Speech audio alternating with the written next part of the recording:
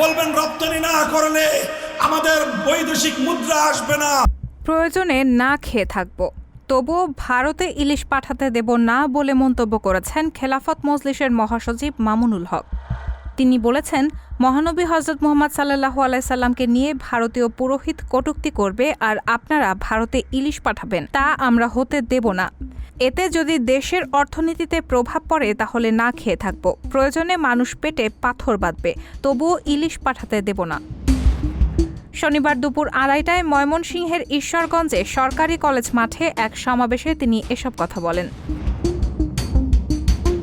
ছাত্র জনতার বিপ্লবে সংঘটিত গণহত্যা বিচার ও নৈরাজ্যবাদের প্রতিবাদে খেলাফত মজলিস ঈশ্বরগঞ্জ উপজেলা শাখা এই সমাবেশের আয়োজন করে।